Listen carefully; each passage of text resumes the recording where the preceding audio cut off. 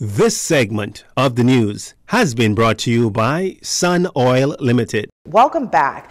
Last evening, Prime Minister Philip Davis was awarded 2021 Person of the Year by the Jones Communications Network CEO Wendell Jones. Here's Laurencia Smith with that story. Minister and the Minister of Finance, Philip Davis, received the Jones Communication Network Person of the Year Award for 2021. The annual award ceremony was held last night at JCN's Media Center. Prime Minister Davis, in accepting his award, says he's humbled to be named JCN's Person of the Year. For the last 2 decades, JCN has named a Person of the Year in its annual Civil Society Award. The first award ceremony was 21 years ago, when the father of our nation, the late Sir Lyndon Pindling, received the honor. Since then, the scores of distinguished Bahamians have received and carried the title of Person of the Year. Here's JCN's Chief Executive Officer, Wendell Jones, highlighting the values of what makes one worthy of the Person of the Year award. Leaders are distinguished as people who get the job done.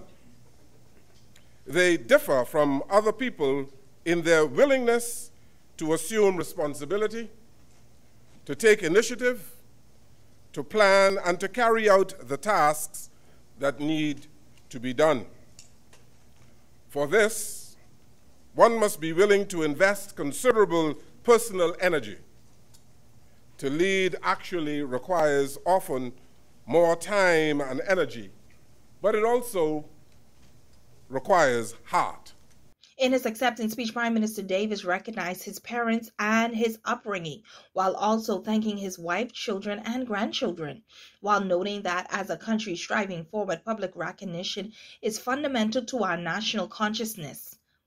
As I said, I'm deeply thankful for this award and to the organization that has granted it since the turn of the century. I'm grateful for the ongoing commitment of Jones Communications to shining a light on hardworking Bahamian heroes.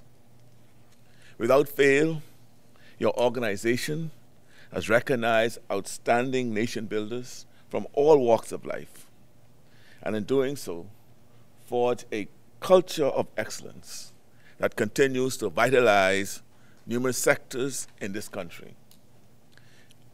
I am a proud witness to these noble efforts.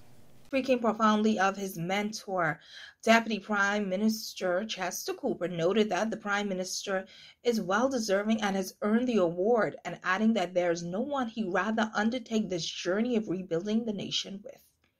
When I expressed my desire to run for deputy leader of the party, he was encouraging. He held my hands. When he wanted to approach the situation with caution, he let it be known. He was the one who advised patience when good men had their reputations tarnished, and he collaborated with us all as we carefully crafted our re-election strategy.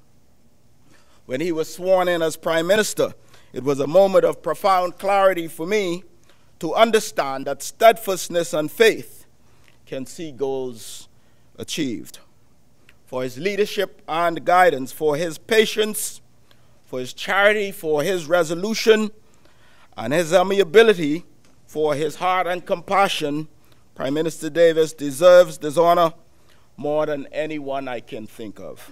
Prime Minister Davis is an accomplished lawyer and has been the Member of Parliament for Cat Island, Rumpke, and San Salvador over the last 2 decades. Mr. Davis is the 4th Prime Minister to receive the JCN Person of the Year Award, and he was joined by cabinet ministers, members of Parliament, senior government officials, clergy, family, and well-wishers. I'm Laurencia Smith for JCN News. Thanks, Laurencia. The public service is set to benefit from a series of changes geared towards driving holistic adjustments to the core of the public service. We learned this much from Minister of State for the Public Service, Pia Glover-Roll, at the first strategic committee meeting for several newly launched units that were formed. We have put out a 10-point agenda that speaks to the different facets of the public service that we need to reform. There's a call for reform in the public service. The public service is at a breaking point, a critical point, where we're looking for more efficiency and productivity in the workplace. And as a result, we need to make sure that we set our team up to win by ensuring that they understand the vision so that they can in turn not only ensure that the vision is taken care of in terms of execution, but ensuring that they're able to communicate the vision to their respective teams when they go back to their various units. The units present included the accommodations unit, tasked with making better use of the government's office spaces and improving working conditions, the labor relations unit, assigned the job of improving local labor relations, and the career path development and training unit, which is the unit responsible for clearing the promotions backlog, developing clear career paths throughout the public service, and better integrating existing training opportunities to the government internship and hiring processes.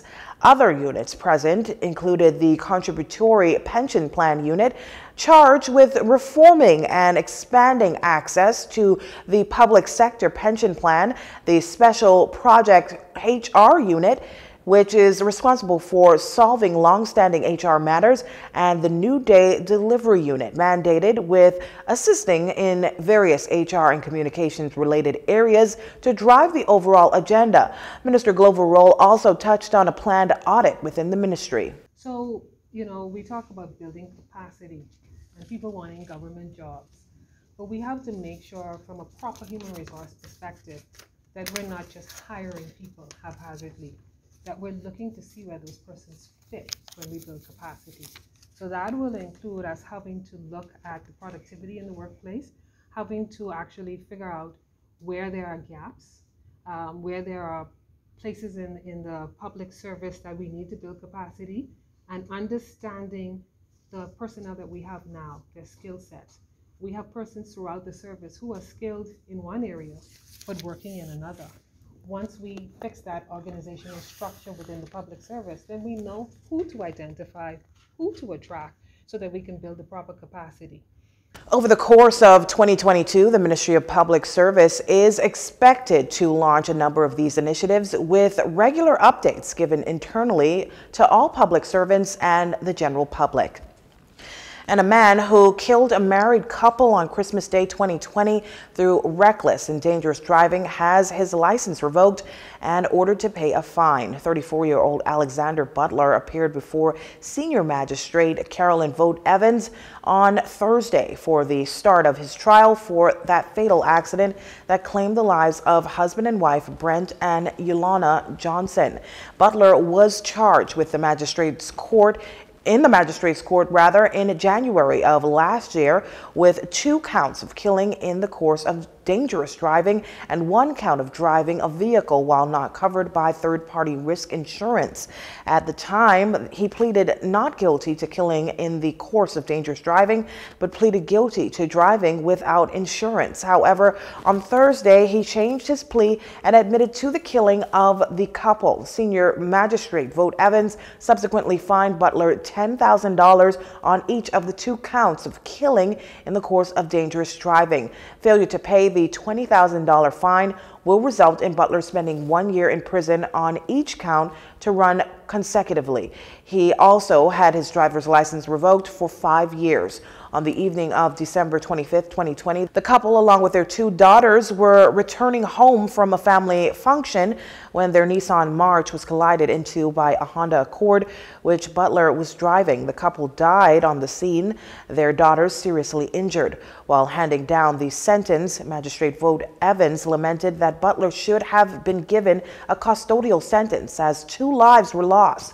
However, she noted that the fines imposed were the maximum sentence, according to the law, and suggested that the current legislation regarding reckless driving needed to be tightened. Butler was very remorseful for his actions as he begged the family for forgiveness, apologizing through tears, noting that the incident is killing him inside. As the government continues to prepare legislation to legalize the cannabis industry in the Bahamas, Minister of Agriculture, Marine Resources and Family Island Affairs, Clay Sweeting, says the Family Islands would be the ideal place to support the industry.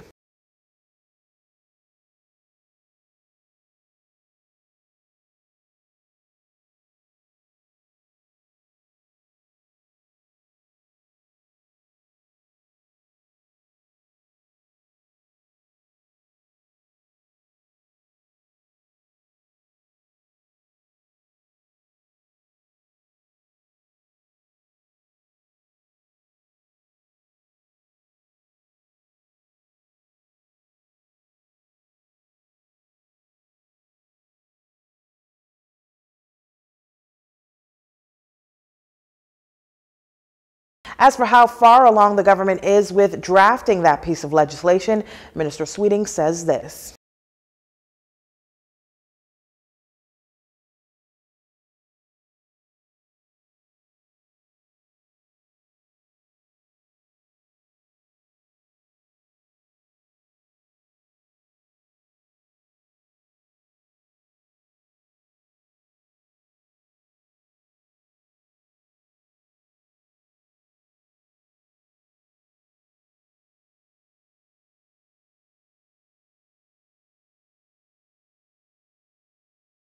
Recently, it was announced that the draft for the legalization of cannabis would be completed in the first quarter of the year. Minister Sweeting said this would be a full effort with a number of ministries. With local government elections slated for next week, Parliamentary Commissioner Lovato Duncanson is assuring the public that his department has taken all precautions to ensure the elections are as safe as possible amidst the ongoing COVID-19 pandemic. His comments come during the Office of the Prime Minister's weekly press briefing. Health and safety is a priority, and so we at the Parliamentary Registration Department continue with our efforts to consult with the healthcare professionals, and the healthcare professionals provided us with guidelines to adhere to during the upcoming local government elections, which includes election poll workers were, and will continue to be encouraged to be vaccinated, or at least commence with the vaccination process. All poll workers, that includes the election agents, are required to wear face masks. That includes persons presenting themselves to vote on local government election day. It is mandatory that persons wear a face mask. Poll workers were required to wear medical-grade masks along with face shields. Hand sanitization was required for voters, while workstations throughout the polls were to be sanitized throughout Election Day. Campaigners were not allowed within 100 yards of the polling stations. Social distancing protocols were also said to be followed. Now, last year, voter turnout for the country's general elections was at an all-time low, which was largely attributed to the COVID-19 pandemic. When asked what election officials expect for local government elections, Commissioner Duncanson says this. We've seen as much as 617 persons present themselves as candidates for this upcoming local government election. I've been advised from persons who would have been within the Parliamentary Registration Department for some time that if we look closely at previous ballots prepared, previous candidates who presented themselves, the numbers of persons who presented themselves for this upcoming local government election exceeds the numbers that were previously provisions would have been made for. And so the one thing we can speak to is the candidates, individuals who presented themselves. There appear to be a healthy appetite for service within the local government community. Commissioner Duncanson notes that the voter register for Grand Bahama and all other family islands consists of some 60,000 people. They have determined there are approximately 50,000 on the register who are not a part of polling divisions where local government elections are set to be held. Local government elections are set to be held on every island except the capital on Thursday, January 27th, with a recount scheduled for the day after. And drug addiction mainly became a problem in the 1980s when cocaine found its way onto our streets and into many homes, subsequently destroying lives and in some cases the family and communities. In the next report by Jarino Saunders, we hear how one local nonprofit organization is trying to prevent a new generation of drug addicts and abusers. With schools being disrupted for months on end in this COVID-19 pandemic, students who are not properly monitored and not meaningfully engaged may find themselves under peer pressure or tempted to make poor decisions, including experimenting with drugs, alcohol, and tobacco products. Founder of the Bahamas Association for Social Health, BASH, Terry Miller says, too many of our young people are turning to drugs to solve their problems. Far too many of our young men in particular, and young people in general, are turning to mind and mood-altering substances to cope with the myriad challenges that they are facing in this rapidly changing world. We must do all that we can to protect them to support them and to empower them to make a good and healthy decision as they maneuver the obstacle courses of life. Mr. Miller says at BASH, at least 85% of the drug abusers are parents, and through his work at BASH over the past 30 years, he knows of at least 250 people who have died because of their addiction and abuse of drugs. BASH has been a beacon of hope for those that fall into the trappings of drug abuse and addiction, and Mr. Miller says it is his every desire to see BASH continue to be the same. A perfect example of the positive impact the program at BASH can have is seen in young Wayne Sturb Jr., who bravely shared his recovery story during BASH week. My name is William Sturb Jr., and I am a grateful recovering addict. I have been in the program for just over 3 months, but in that short time, I was able to start my healing process. When you look at me and you hear me speak, you might not assume that drug addiction has uprooted and nearly destroyed my life. I came to this organization kicking and screaming, but my ego, I took the bait and I went with it, and thank God that I did. The man that stands before you would not be here if not for BASH. This place is my home. The men here are my brothers. All of your support keeps the door open, and it lets in broken men like myself come in and heal themselves. According to Mr. Miller, even with the little resources they have to work with, BASH rehabilitation programs continue to have a relatively good level of success. But the key to even greater success, he says, is prevention, especially among the youth, with so many new forms of drugs on the streets. Treating substance use disorder is a very difficult undertaking. People ask, what is your success rate? Let me say this. A 30% recovery rate for first-time treatment patients is extraordinarily high. Addiction is a relapsing disease. Recovery is an individual thing, and there are too many variables in each of our lives, so no one can correctly and accurately predict the ultimate outcome. So how do we protect our youth from getting started? This was the consideration that went through my mind 7 years ago when I began to formulate a drug abuse prevention plan for BASH that focused on our youth. There is also concern over alcohol and tobacco products being freely sold to minors, especially in the inner city communities, many times by people without license selling from their homes. Mr. Miller says the programs at BASH are a huge benefit to society and they need more public support. Jarino Saunders for Love 97 News. Thanks, Jarino. Well, that does it for news this evening. Once again, I'm Leah Cooper, and from all of us here at JCN News, have a wonderful evening, everyone. This segment of the news has been brought to you by Sun Oil Limited.